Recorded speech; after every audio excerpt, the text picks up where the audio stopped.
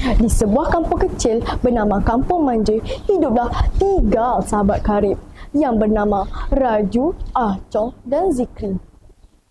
Mereka tinggal berjiran dan sering bermain bersama setiap petang. Walaupun berlainan kaum dan agama, mereka sentiasa bersama, berkongsi suka dan duka. Mereka belajar di Sekolah Kebangsaan Manja 2 dan duduk dalam kelas 6 seroja.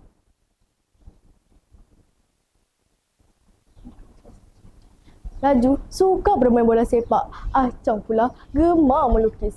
Zikri sangat pandai memasak dan selalu membantu ibunya di dapur. Mereka sering saling membantu, di mana Zikri membantu Raju dan Ahcong membuat kerja rumah, manakala Raju dan Ahcong selalu membantu ibu bapa Zikri di kebun sayur.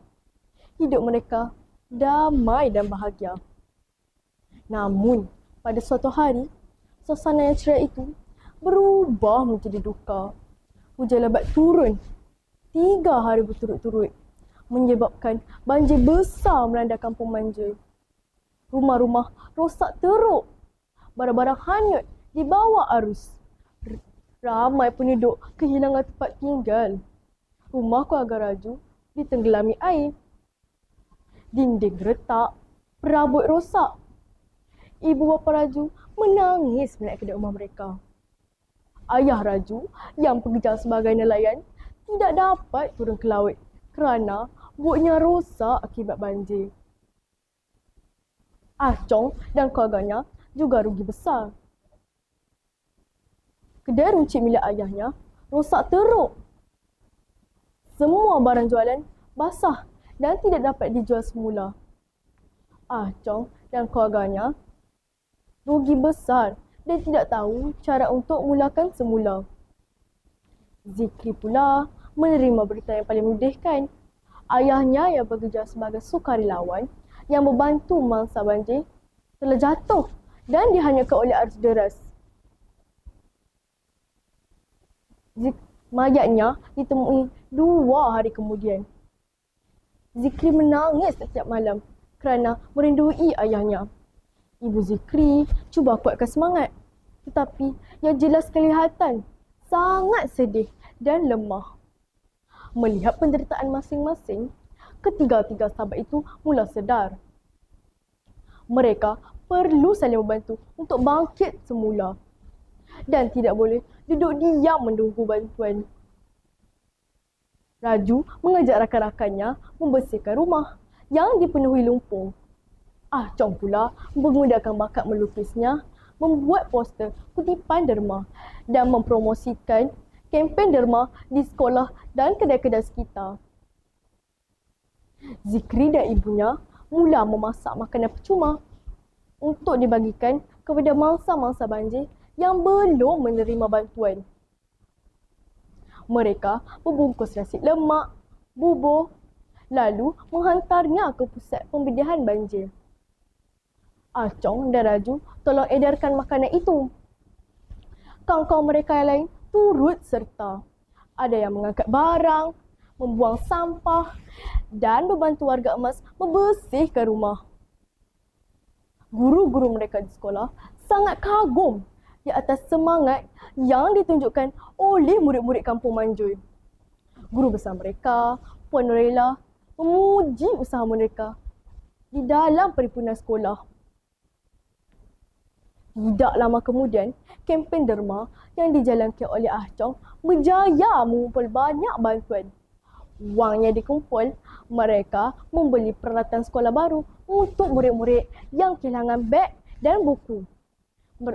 Mereka juga membeli peralatan masak untuk Ibu Zikri supaya dia boleh terus menyediakan makanan.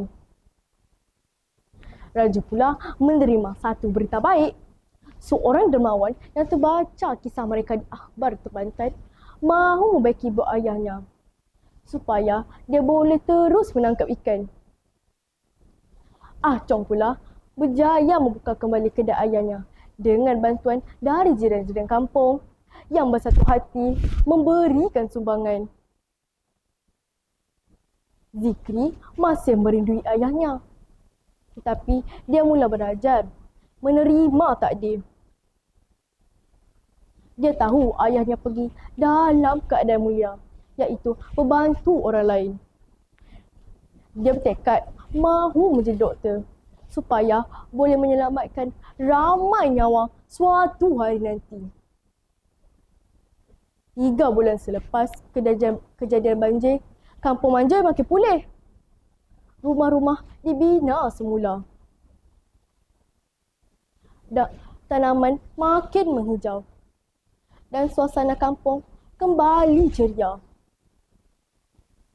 Sebagai tanda terima kasih, penduduk kampung itu menganjurkan satu majlis makan malam muhibah. Pelbagai jualan disediakan seperti nasi lemak, kari ayam, kuih bulan, capati dan tosem.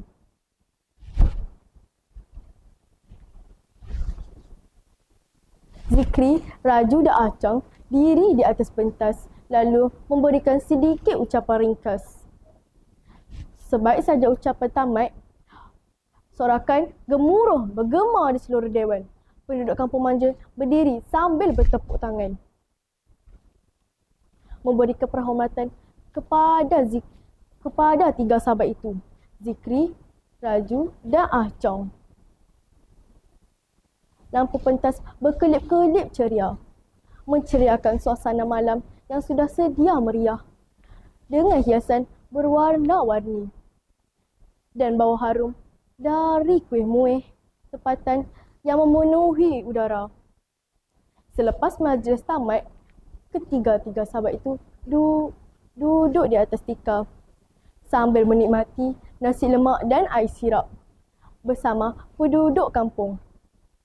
Mereka ketawa, bergurau dan menghibur kembali detik-detik suka yang kini menjadi kenangan manis. Sekian, terima kasih.